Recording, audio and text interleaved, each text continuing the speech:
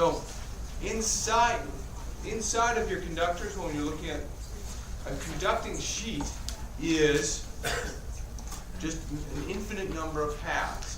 Look for some symmetry. If there's some conductor that's entering or leaving a field, look for some symmetry. Draw some paths that include that portion of your conductor that is entering or leaving the field, and see, is the flux through that loop changing?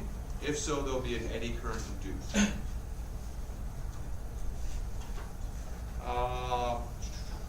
Number 5, any questions on that?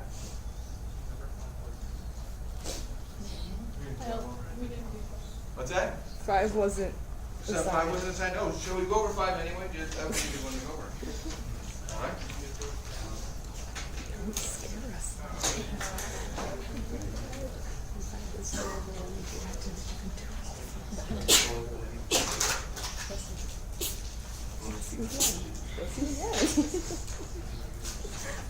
For some reason I thought I'd assigned that.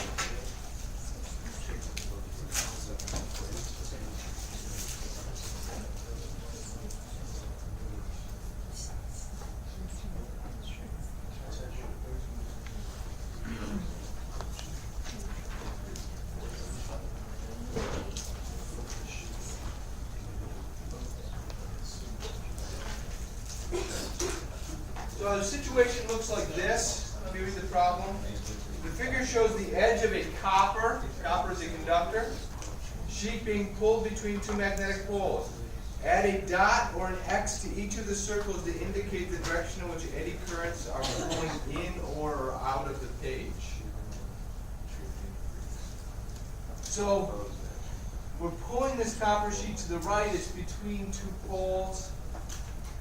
How would we go about analyzing this?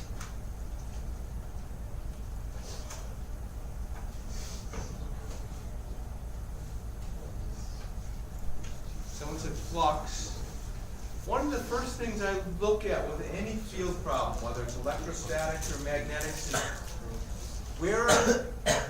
is what's causing the field, or where is the field, and what is the field acting on? In other words, what's the source of the field, and what's the object of interest? In this case, what is the source of the field that we're concerned with? Okay. The magnet. And what's the object of interest? The copper sheet. Now the copper sheet will have eddy currents through it. Will it create a field? Are we going to worry about that field? No, because it's the object of interest. That field won't act on itself. But we do remember that there is a field created when those currents flow, but we're not going to concern ourselves because we've declared the sheet the object of interest, we've declared the magnet. So we have a field here. We're going to assume that it's pretty concentrated between the poles. There'll be a little bit of fringing in reality, but almost all the field will be contained between those two poles. So how do we determine loops? Do we look at these two as a pair? Do we look at these two as a pair? Those two as a pair? How do we decide what we're going to look like as a pair? Look for symmetry. Look for some symmetry. Do we see any symmetry here? Right down the middle. So here's a loop. Here's another loop symmetrically. This loop is leaving the field. This loop is going into the field. So we have this sheet of paper. We imagine now a loop that's either going this way or this way. So we're just looking at the loop on the right. Is there flux going through that loop? This gets pulled from left to right. Yes, there's some flux going through that loop. Is that flux increasing or decreasing? Decreasing. Increasing or decreasing? Decreasing. So we have flux up through it. The flux is decreasing. Does the current that's induced want to support that? Or oppose the change? It wants to oppose the change, so in this case there's a decrease, so we will want to create flux in the same direction. We want to create flux that's upwards. So the current will go in here and out there. Does that make sense? What about the other side? It's the opposite now. Is the flux increasing or decreasing as this gets pulled from left to right? It's increasing. So which way will the current flow to create flux that goes in the same direction or the opposite? Opposite because it wants to oppose the increase, so again it'll go in on the outside and out. Any questions? Is the reason that we do like the magnetic field going from north to south because it's, you like imagine the magnet be like a circle, and so it's always pointing towards the north, and once it gets past Yes, these will loop out, and then somewhere that loop. I think what you're asking at, Austin, is where magnetic field lines form loops? Where's the rest of the loop? We don't know where it goes, but it's somewhere far out there. That is a good point. Those magnetic field lines do form loops. We're just looking at what's concentrated between them. Now, the next part. Do the currents you labeled in part A, what we just did, experience magnetic forces? If so, add forces. The way we've drawn the field is concentrated there. Are there any forces out here? No. What about these line currents in here? Are there any forces? Yes. What is the force on a wire in a magnetic field?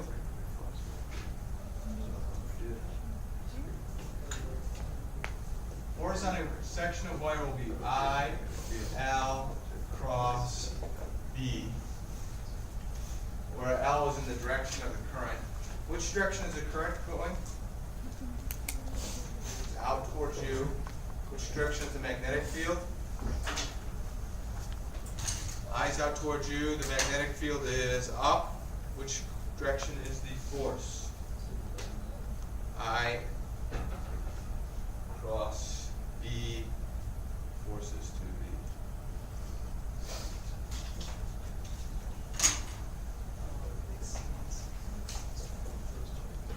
the. Now, when we pull this wire through here, does the force oppose us pulling it? Yes. So we have to do work to pull that copper plate through the magnetic field. And where is that energy going? It's generating electric current. This is a magnetic brake. Remember when the lab, when we dropped the magnet and the rock through the plastic tube, nothing happened, we dropped the magnet through the copper tube? In this case, the magnet was moving through the conductor. It was inducing a current in the sides of the walls of the pipe, and that opposed it. So again, there was magnetic braking. Some of the potential energy turned into electric energy rather than kinetic energy. So it went a lot slower because the potential energy wasn't turning into kinetic, it was turning into electric energy. Does that make sense? Right. I should have assigned that one. I don't know why I did. Okay, 6.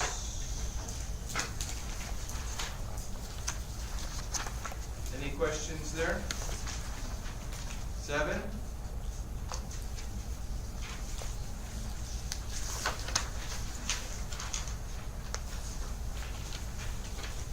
Nine.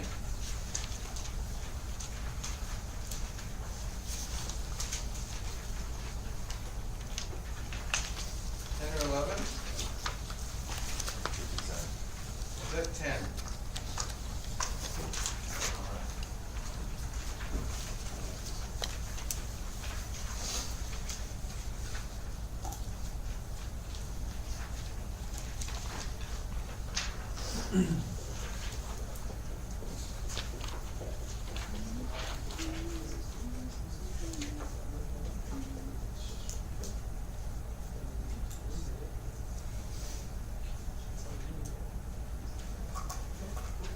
Does the loop of wire have a clockwise current or counterclockwise current or no current under the following circumstances? The magnetic field points into the page and its strength is increasing. Clockwise. The magnetic field's into the page, it's getting bigger. What direction will the flux be created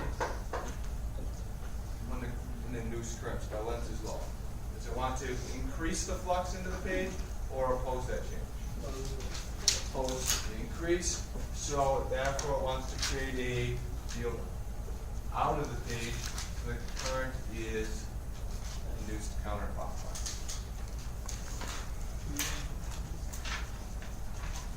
The magnetic field points into the page and its strength is constant. No current. No change in the size of the loop's not changing, the field's not changing, the orientation isn't changing, flux through the loop is constant, so it has no induced current. The magnetic field points into the page and its strength is decreasing. So now it's in this direction, but it's getting smaller and smaller. So the change is actually out of the page. Right? The way I think of it, the flux into the page is decreasing. Just prevent that decrease in flux. Which way does the current want to be induced? It doesn't want to. What way is it induced? Induced into the page to support the flux, to prevent it from decreasing. So now the current is induced in a direction, clockwise direction. So I like to use, for loops, I like to use the second right-hand rule method where I wrap my fingers in the direction of the current and then my thumb points in the direction of the flux. The other direction, you have to stick your thumb in the direction of the current, wrap your finger around the wire, and that tells you which way the field is around the wire. Any questions? That could work? Yeah. 11. We talked about that. And then 33.8, problem 18. We did that. And we talked about that in some amount of detail. Do we need to finish that? So if we see things like this, I'd feel pretty comfortable about them.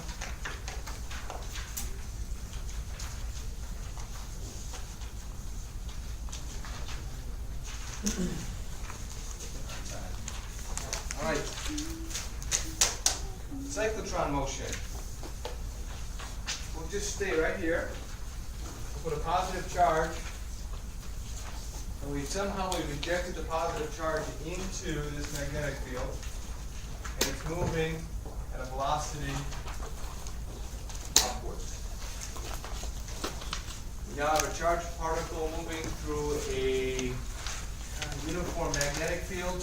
What direction is the force on that charged particle?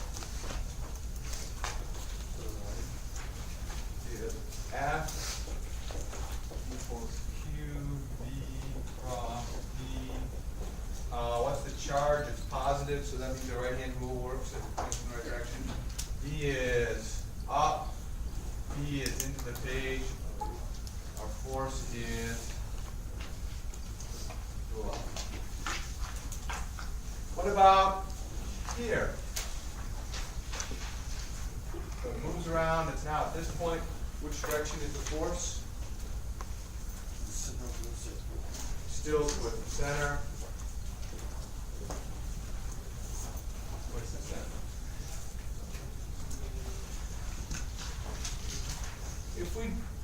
What type of motion is that? Circular motion. Are there any other forces on that charged particle as far as we can tell? No. So by Newton's second law, we know the sum of the forces must equal the mass times the acceleration. So that ought to equal mass times acceleration. To the extent that everything's crossed, we can turn this into a scalar. What is the acceleration in circular motion? V squared over r? Or m omega squared r? Where r is the radius of our circle.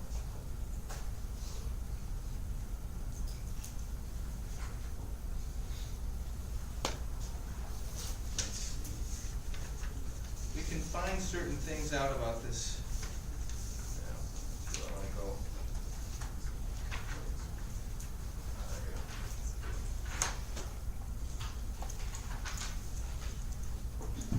What if we wanted to find the radius? What might be one way we could do that? Could we just use these two equations here? Solve for r. Multiply both sides by r. Divide both sides by QBB.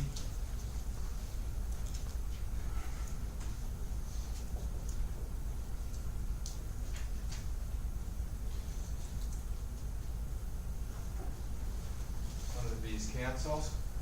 What's that top term? It's our momentum. So that's also equal to our momentum over the charge over the strength of the magnetic field. So if we have a proton and an electron injected into a magnetic field, they'll circle in opposite directions. For them to have circles with the same radius, they must both have the same momentum. What does that say about the velocity of the electron relative to the velocity of the proton? A lot higher, right? Because the mass of the proton. So we'd expect if they were injected in at the same velocity, they would circle with very different radii. Now, if a particle broke apart, say we have some particle that's electrically neutral, and it breaks apart, and a positive component goes off in one direction, and the negative component goes off in the other direction, what would we expect when those broke apart, the momentum of these two particles to be? Equal in magnitude, but opposite direction. So it wouldn't actually be that surprising if a particle broke apart for the two sides to have the same momentum. Let's see, even though they have very different masses. Now, one other thing that we'd be interested in is the frequency. If we wanted to determine the frequency, we could go back. We could do one other thing. Did I lie here? Isn't there supposed to be a square there? Could we? What's it? Omega.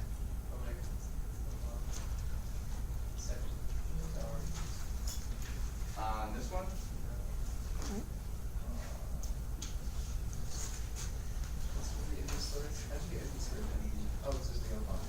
We took mv squared over r and we divided by vb. Yeah. And then we multiply both sides by r. And then we canceled one of these. We could also go over here and replace v with omega r. Q omega r times b equals m omega squared r. Cancel one omega, divide both sides by m times r. And we find out that omega is equal to 2 pi times f equals q b m r.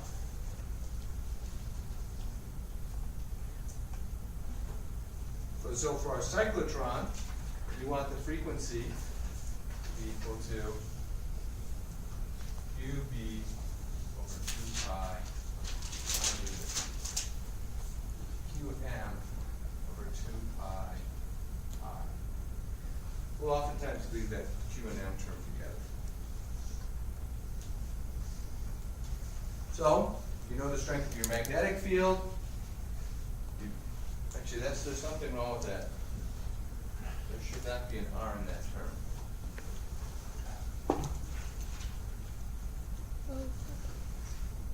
Oh, the R's cancel here.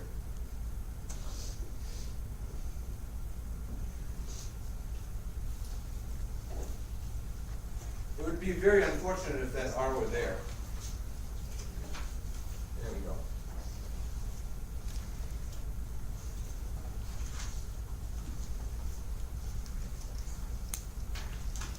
Think back to our design of our cyclotron.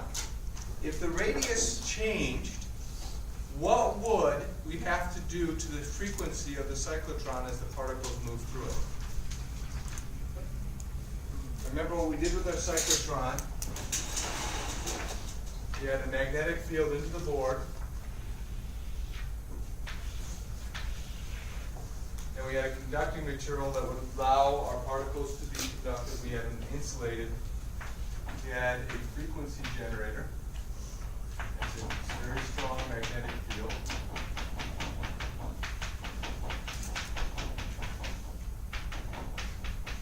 We release our particle, and it starts to move in circular motion. But then what we do is the particle crosses the gap where it's an electric insulator. We're going to charge up one side to accelerate, and with what, say, the positive charge here, negative here. So our positive charge will be accelerated across the gap. It'll go a little faster. The radius will increase. Every time it crosses the gap, the electric field gets switched. It changes at this frequency here. So it depends on the strength of the magnetic field. But it does not depend on the radius of the circular motion. That's very key because now we can keep the frequency of our oscillator constant. Otherwise, we'd have to be figuring out what the radius of our particle was and be changing the frequency as a function of that radius. And the cyclotron wouldn't work very well.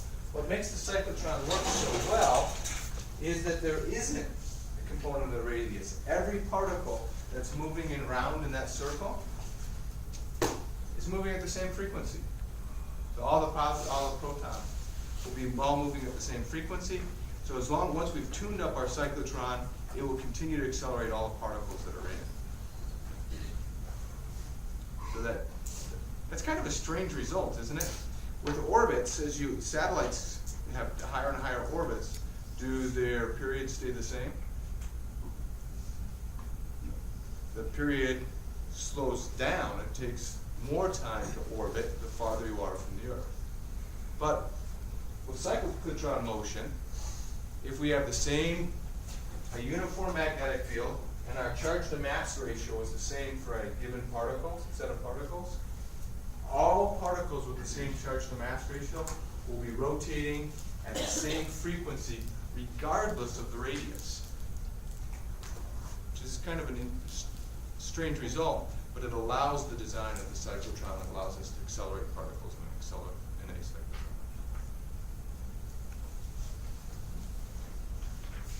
Any questions about that?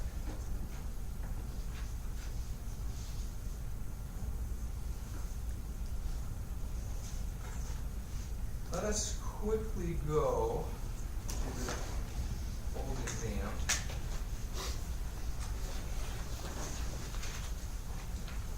That's the answer. Okay.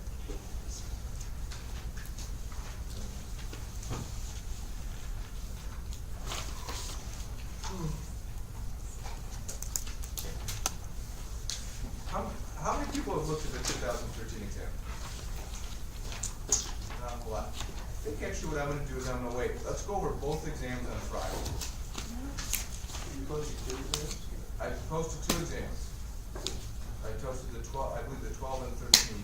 I posted the answer to the 13 now. I encourage you not to look at it until Friday. And I encourage you to look at the exams between now and Friday. We'll go over them on Friday. The best way to use those practice exams, sit down for an hour, take it like a test. Then see how you get.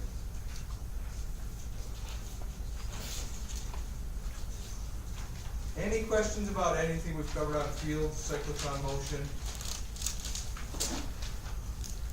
And what I'd like to do is continue, like I said, I put the exam off sometime, which means that in terms of lectures, I need to start introducing the next unit, which is a dramatic change from where we've been. So for those of you who love chemistry, love your ideal gas laws, love thermodynamics, and didn't enjoy some field so much, this is the part of the section you'll love. I see some smiles. Yeah. So you survived this far. The good news is you guys have made it through fields. It is a hard concept. Pat yourselves on the back. Don't study it through the final, study it for the exam, but about half the final will be focusing on gas laws, on thermodynamics. Oh, that is big time. It's kind of a reward that we end the semester this way for those of you who are non-majors. Yeah. It's a big time. All right.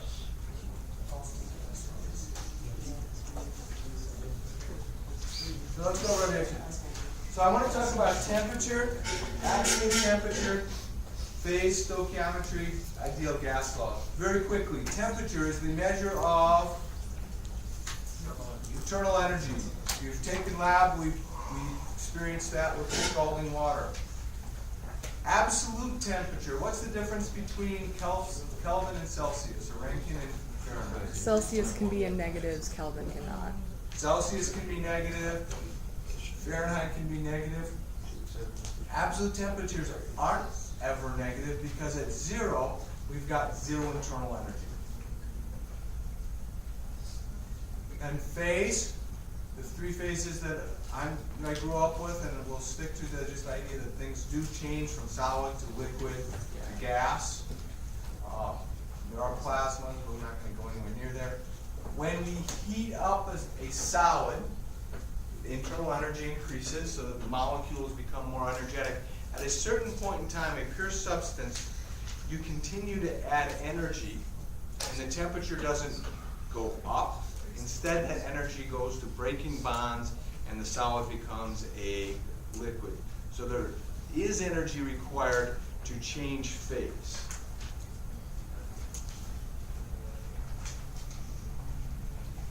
Stoichiometry, very little we'll talk about. We will introduce the idea of moles, but very, very lightly. And then ideal gas law. Just for curiosity, how many of you are familiar with ideal gas law? Perfect. All right. So, stoichiometry. Actually, before stoichiometry, we have mass density, which is the mass per unit volume. We will use rho, the mass volume or mass density. We'll also talk about number density, where I'll talk about the number of atoms per cubic meter. So we'll have to convert from mass to moles to number of atoms into number density. Does that make sense to everybody? All right. Density depends on the state of a material, so it depends on the temperature, the pressure. That's particularly true for gases. For solids, the pressure doesn't change the volume terribly much. The temperature doesn't change it a whole lot. It still does, but it's particularly apparent in gases, which is where we will focus. So be able to convert from moles to number of molecules or atoms. So if we know any two of the following, be able to go back and forth. So go back from molar mass to number of moles. Knight's convention is the mass divided by the molar mass gives you the number of particles, whether it be atoms or molecules. Is everyone comfortable with that convention? Right. So N is the number of moles, big M is the mass, big M mole is the molar mass.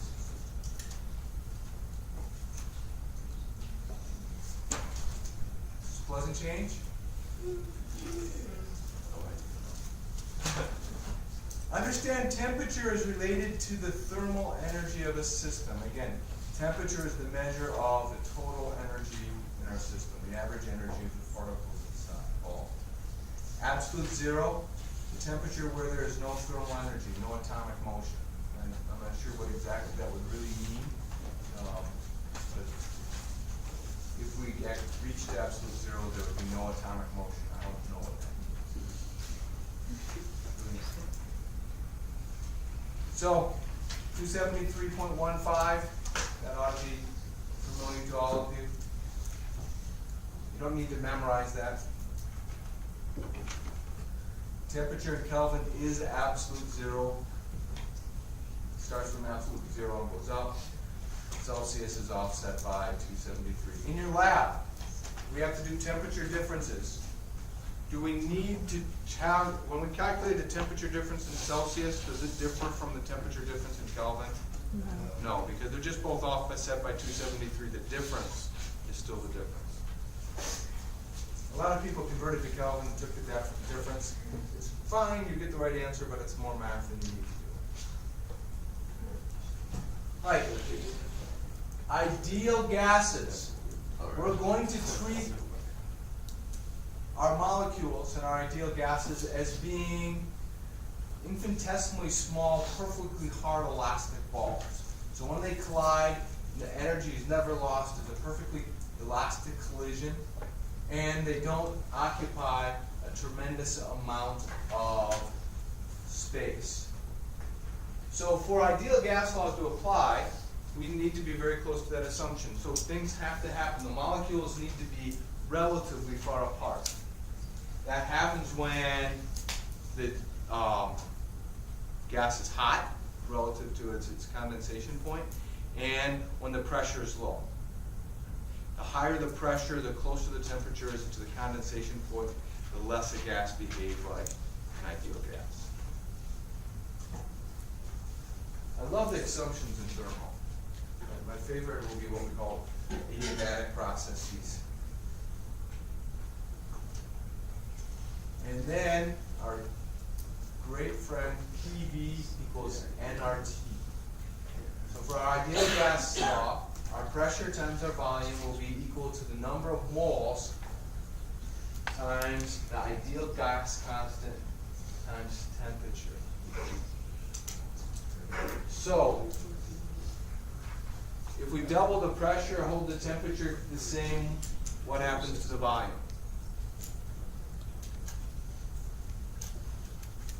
Hold temperature constant, so the right side's constant. We double the pressure, the volume must be Decreasing. half as big. So good stuff. We're going to look at the ideal gas law in a slightly different way than I think some of you have. So, if I divide both sides by V, I can say nRT times 1 over V is equal to the pressure. At a given temperature, what does that tell us about the relationship between P and V? If I double V, what will happen to P? I'm sorry, double the volume, the pressure must be half as big. If I triple the volume, the pressure must be a third. So there's an inverse relationship between the pressure and the volume at a given temperature.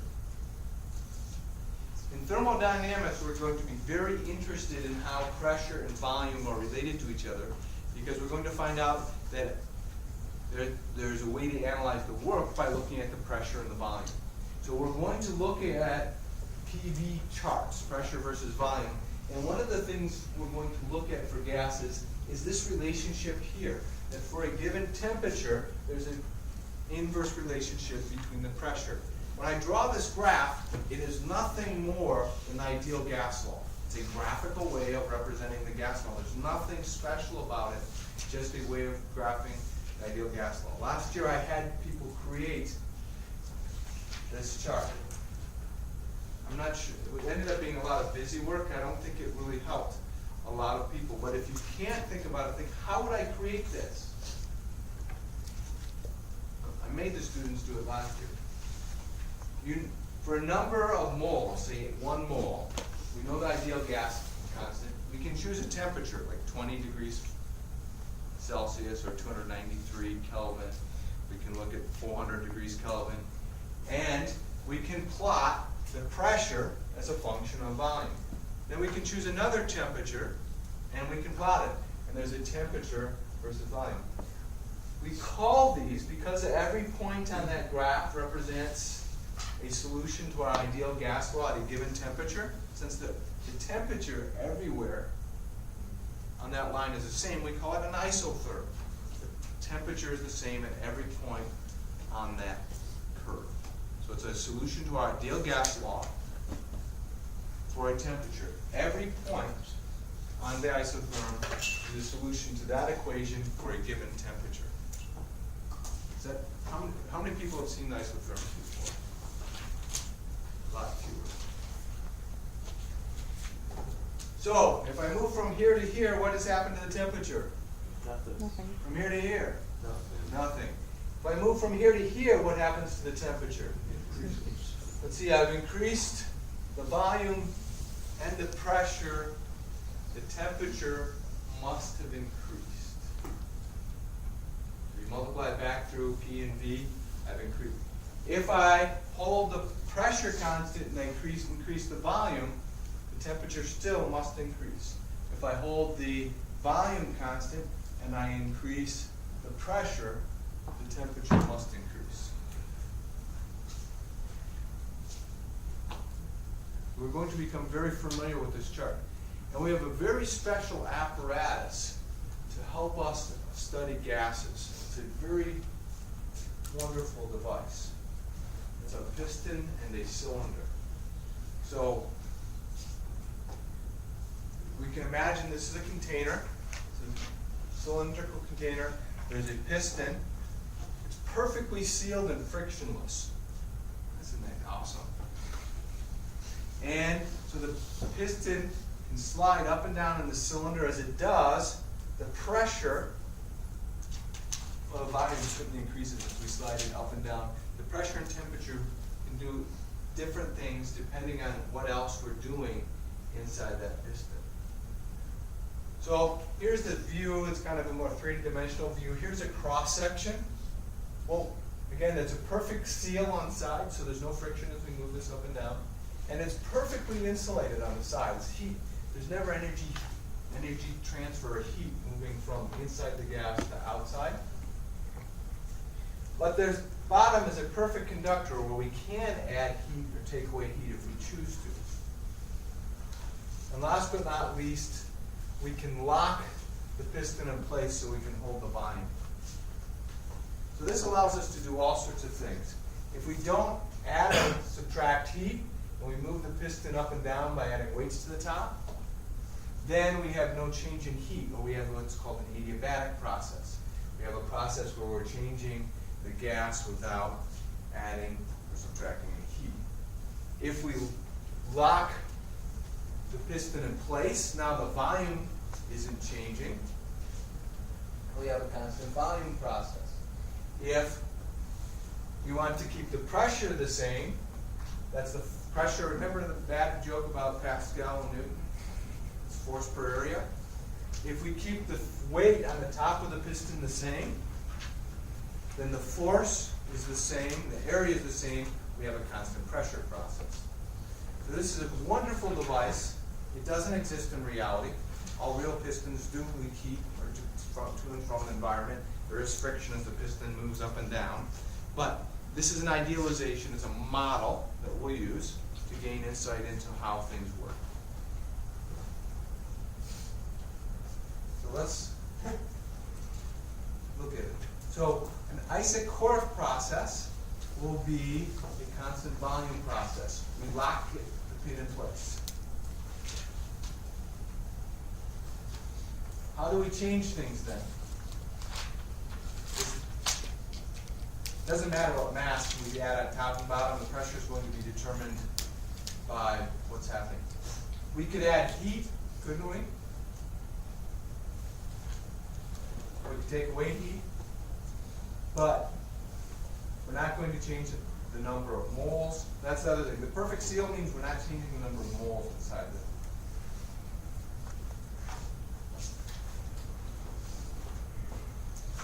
If we look at it on the PV chart, since it's a constant volume, the process will be a vertical line. In this case, if I start at 1 and go to 2, what has happened to the temperature? Gone down. Think of our isotherms, or think of the ideal gas law. We have PV equals nRT. Let's start with an easier question. What's happened to the volume? Constant. It hasn't changed. What has happened to the pressure? As we go from 1 Decreased. to 2. It has decreased. What must have happened to the temperature? Decrease.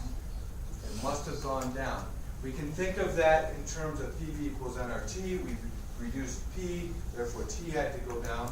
Or we can remember that if we go in this direction across our isotherms, we're reducing temperature. So, how do we do that? If we're not changing the volume, we want to reduce the pressure.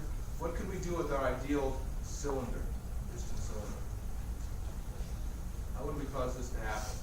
To make the pressure go down without changing the volume. We lock the pin, cool it, and we cool it. We have heat leave the system.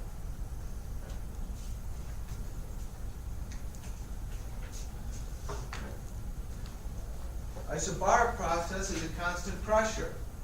We achieve that by unlocking the pin and keeping the same pressure on the top.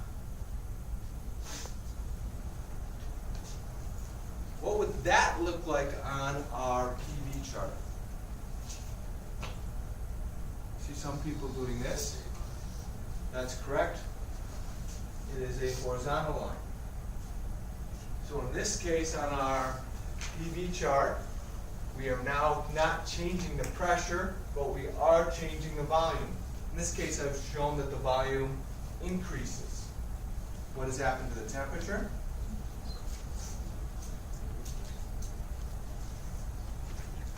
The temperature has gone up, so it's certainly our internal energy has gone up.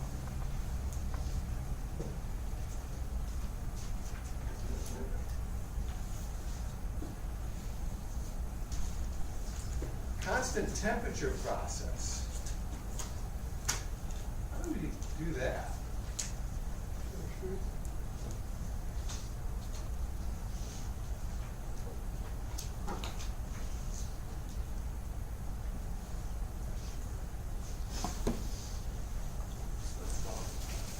Let's look back at our PV chart.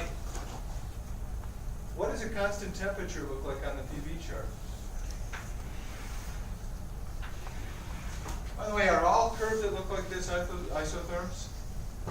No, we don't know for sure. They don't look like that, right? So, well, they say that if these are isotherms, for a constant temperature, we need to follow one of the isotherms. So that means that as the volume decreases, the pressure must increase, or as the pressure decreases, the volume must increase.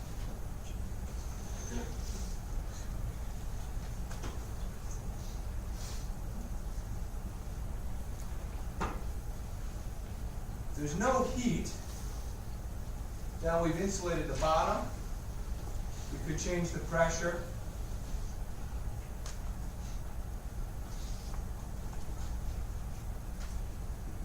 Those are our 4 processes that we will study in quite a bit of detail: isochoric, isobaric, isothermal, and adiabatic.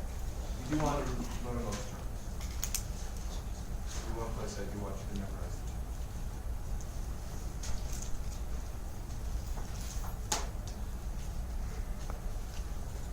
So, the adiabatic process looks a lot like an isotherm, but it is not. And the question is, does an adiabat, how does the adiabat cross the isotherms? Do the adiabats cross the isotherms this way, or do they cross them that way? We'll leave that discussion to later.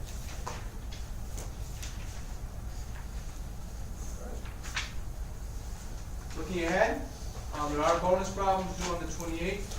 We do have an exam on the 28th, that's next Monday. For Wednesday, I want you to go back to chapter 16.5 and do pages 12 to 20. I assume you're going to do those after the exam. So that'll be the next homework that will be